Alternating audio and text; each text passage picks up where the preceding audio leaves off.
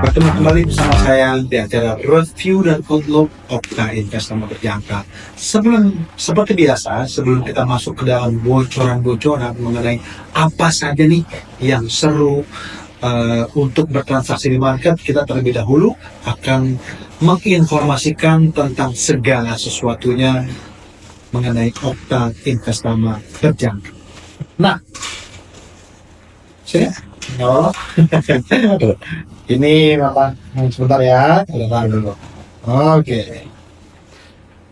Sebelum kita masuk ke dalam materi, nah ini yang untuk perizinan dari Okta Investama Berjangka itu ada cukup sangat lengkap, dikarenakan sudah ada perizinan dari Bapepti, Lembaga Kredit Berjangka Indonesia, tergabung di ICDX dan juga Asosiasi Aspek Tindo. Kemudian untuk penghargaan dari Okta Investama Berjangka itu sudah terbilang oke, dikarenakan sudah sempat mengangkat the most transparent broker dan the most excellent broker.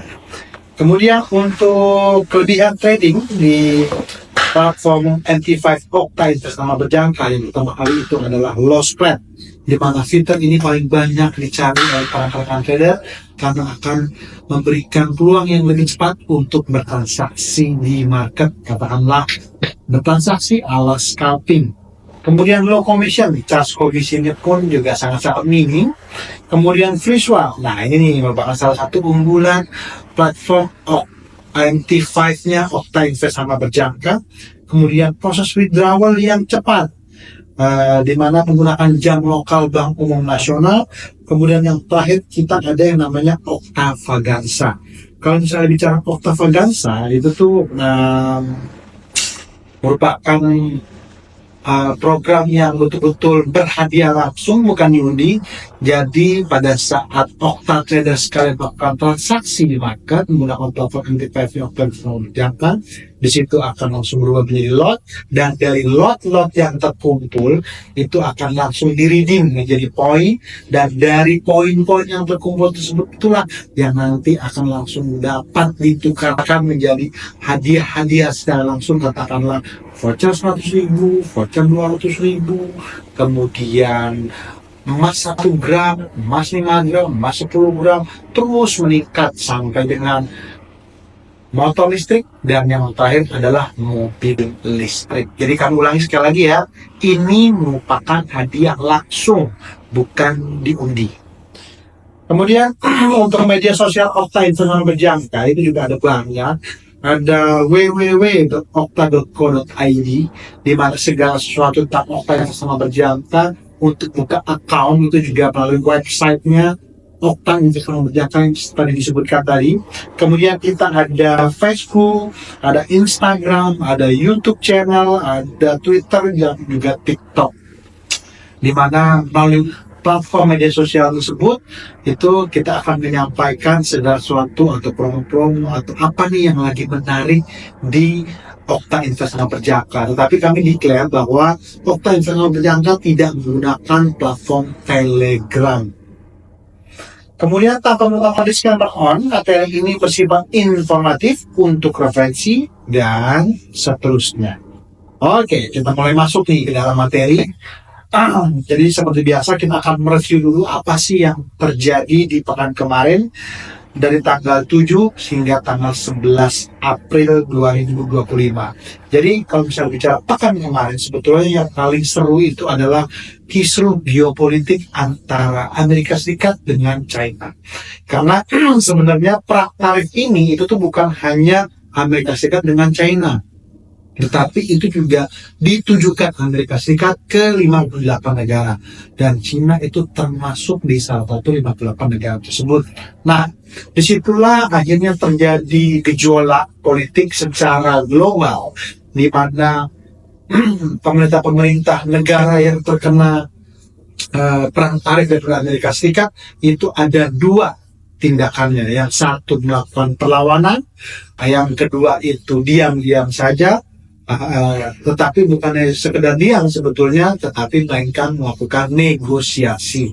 Nah, Untuk khusus China ini bukannya dia melakukan negosiasi, bahkan melakukan kontroversial dengan melakukan perang tarif timbal balik kepada Amerika Serikat yang tadinya 34%, 84% hingga menyamai sama dengan Amerika Serikat hingga menyentuh level 125% dan Amerika Serikat melakukan balasan sebesar 145%. Sebetulnya ini merupakan suatu hal yang unik dikarenakan kalau sudah di atas 100% itu sebetulnya menurut pendapat kami ya itu merupakan bahasa halus di mana Amerika Serikat akhirnya tidak melakukan perdagangan dengan China, begitu juga China tidak akan melakukan perdagangan dengan Amerika Serikat. Nah, geopolitik, terlepas daripada geopolitik, kemudian ada pengumuman suku bunga daripada New Zealand yang terjadi penurunan sesuai dengan ekspektasi para pelaku pasar dari level 3,75% ke level 3,5%. Kemudian ada FOMC meeting minutes yang menyatakan bahwa ada statement dari para pejabat Fed di FOMC meeting minutes yang menyatakan bahwa biar bagaimanapun peran tarif yang dilakukan oleh Presiden Trump itu sebetulnya sedikit banyak akan melukai pertumbuhan atau perekonomian daripada Amerika Serikat. Tetapi apabila terjadi krisis pada pertumbuhan ekonomi Amerika Serikat, disitulah pejabat Fed akan melakukan bailout, akan memberikan bantuan atau memberikan subsidi kepada pengusaha-pengusaha daripada Amerika Serikat. Kemudian ada data inflasi dari Amerika Serikat yang sesuai juga dengan ekspektasi para pelaku pasar dari level 0,2% turun ke 0,1%. CPI month to month itu juga melakukan penurunan, mempertegas bahwa bisa jadi nanti di bulan Juni itu terlepas dari para kisru geopolitik yang terjadi akan ada pemotongan suku bunga Bank Sentral dari Amerika Serikat di bulan Juni sebesar 0,25% atau 25 basis point. Kemudian unemployment claims itu juga terjadi peningkatan dari level 219K menjadi 223K. Nah, disinilah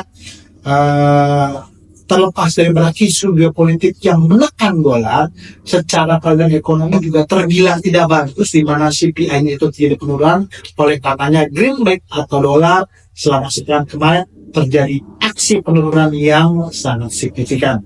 Kemudian di sesi Jumat ada GDP untuk Inggris yang mengalami peningkatan dari level 0% menjadi 0,5%. Bagus untuk pound sterling. Oleh karenanya, pound sterling selama sepekan kemarin itu terjadi penguatan selama 4 hari berturut-turut. Dan untuk core PPI dari Amerika Serikat itu juga terjadi penurunan seperti halnya data inflasi dari 0,1% menjadi minus 0,1%. PPI month to month itu juga terjadi penurunan dari 0,1% ke minus 0,4%. Kemudian untuk UON, Consumer Sentiment atau dari University of Michigan itu juga terjadi penurunan dari level 57.0 menjadi 50.8.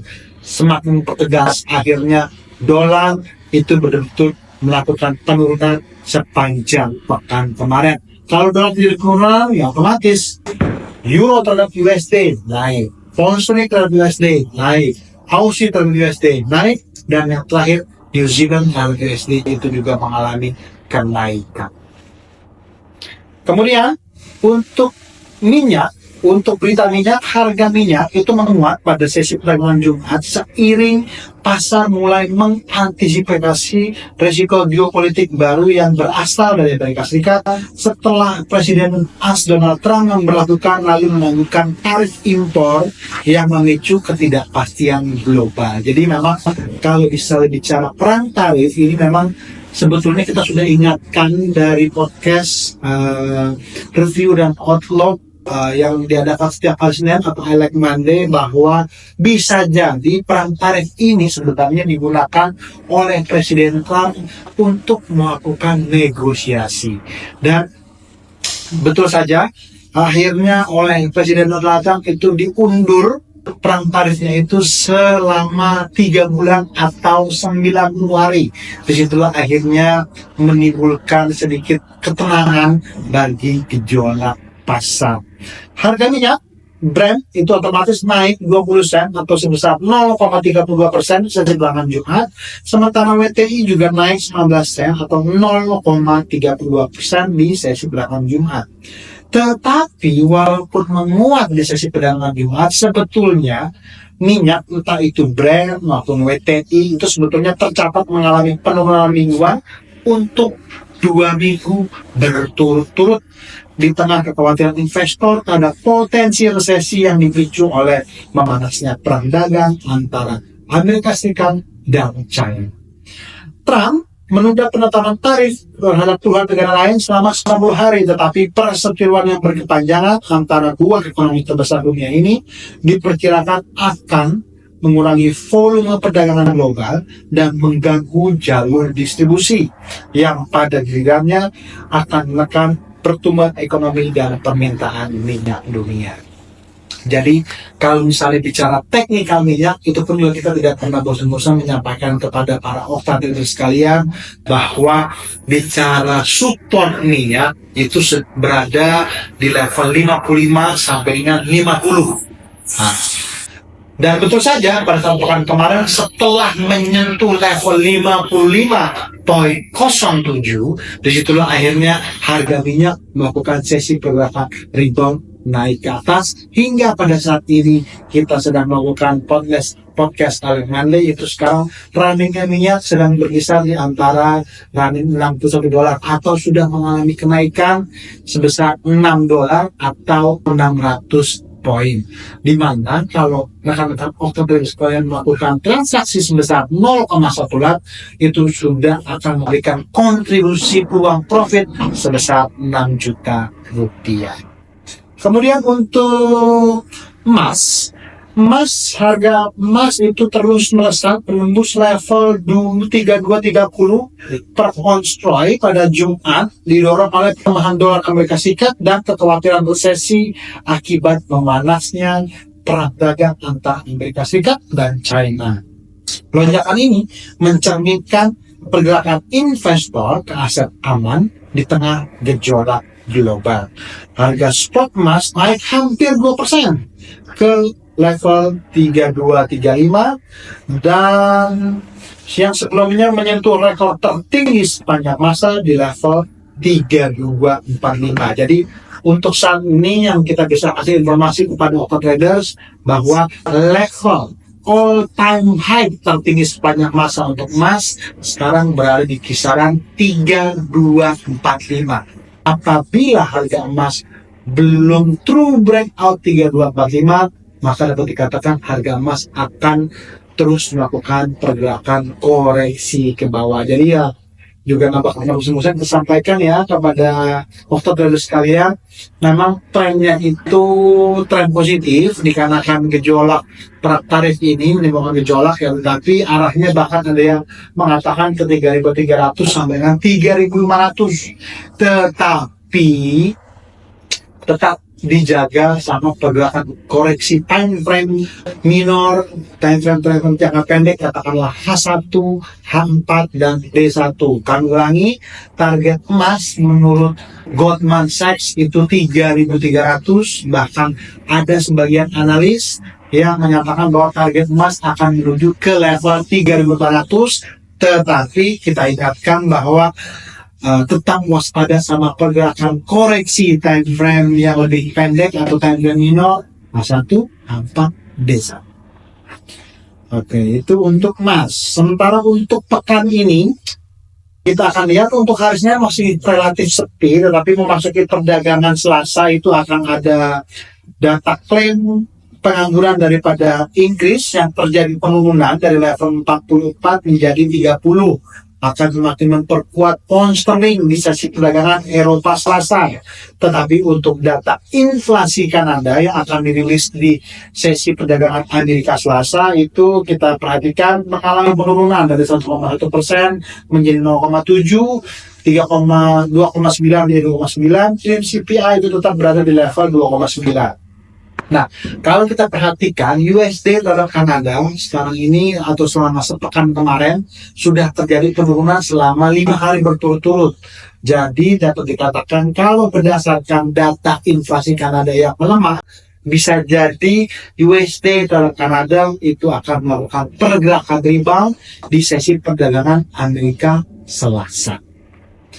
Kemudian untuk sesi perdagangan Rabu, pound sterling CPI itu juga akan mengalami penurunan dari level 2,8% menjadi 2,7%. Nah, tadi pun juga sudah disampaikan kalau bicara pound sterling terhadap US itu sudah mengalami kenaikan sedari Senin kemarin sebanyak 5 hari berturut-turut. Bisa jadi di hari Selasa sesi perdagangan Eropa itu nanti akan terjadi pergerakan koreksi untuk di sesi perdagangan Eropa Rabu itu akan terjadi pergerakan koreksi ke bawah. Kemudian untuk retail sales itu juga untuk Amerika Serikat katanya sih akan dirilis meningkat dari level 0,3% menjadi 0,4%. Retail sales month to month itu juga dirilis meningkat ekspektasinya dari 0,2% ke plus 1,4% atau kenaikan sebesar 1,2%. Disitulah kami menggarisbawahi waspada nih pergerakan Euro USD, GBP USD, AUD USD, New Zealand USD di sesi perdagangan Eropa hari Rabu. Kemudian untuk BOC itu juga akan ada pengumuman suku bunga. Ini primadona, salah satu primadona penggerak market nih. Dari level 3,75% itu tetap akan bertengger di level 2,75%, bukan 3,75 ya, 2,75. Sementara di sesi perdagangan Kamis itu akan ada data untuk pernyataan Powell, kemudian ada data inflasi untuk New Zealand yang akan mengalami peningkatan dari level 0,5% menjadi 0,7%.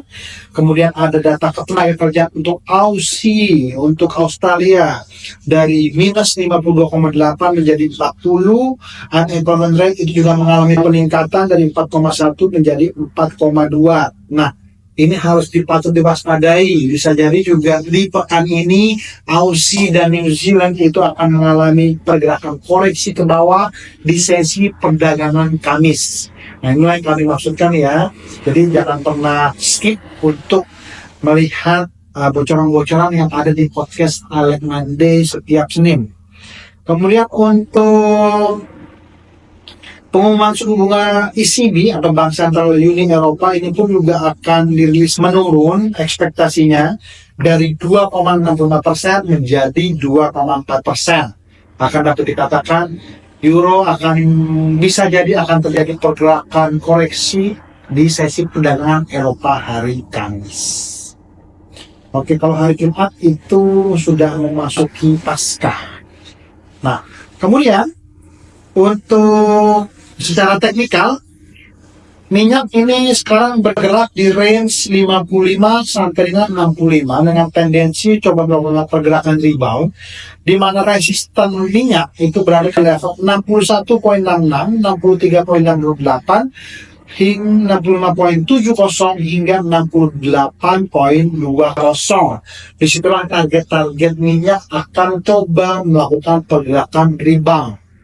Gitu, dikarenakan kalau misalnya bicara Pak, minyak ini sebenarnya trennya kemarin sih Pak masih tertahan di area bawah. Kalau menurut pendapat kami, dikarenakan yaitu dia range besarnya ada di angka 55 sampai dengan angka 65 dan reboundnya atau melakukan sell yang bagus di 63,8, 65,70 hingga 68,20. Sementara kalau emas itu akan dapat dikatakan akan kembali melanjutkan pergerakan naiknya ke atas apabila berhasil true breakout 3245. Kalau itu true breakout, maka dapat dikatakan resisten emas selanjutnya akan menuju ke 3248, 3250, 3265, 3273 hingga 3297. Tetapi apabila 3248 atau 45 itu tidak true breakout, maka dapat dikatakan harga emas akan mencoba terkoreksi dengan target ke 3225, 3200 hingga 3175. Yang paling terendah itu adalah 3167 hingga 3143. Oke, jadi itu yang bocoran untuk emas sesuai dengan apa yang menjadi tema Forex Select Monday hari ini, bahwa sampai sejauh mana sih Pak kalau dia itu terus naik ke atas. Jadi kalau secara global ada estimasi dari Goldman Sachs 3.300, bahkan banyak analis mengatakan ke 3.500, tetapi ingat, tetap waspada sama pergerakan time frame minor H1 dan H4 bahkan D1. Oke, nah sudah habis materinya, tidak perlu bosan-bosan kami sampaikan kepada rekan-rekan opta trader sekalian bahwa pada saat di market selalu rencanakan dahulu tradingan Anda dan tradingnya sesuai dengan apa yang sudah direncanakan terhadap market bersama Okta Investama Berjangka. Bertemu kembali bersama saya Yosi di pekan depan. Bye.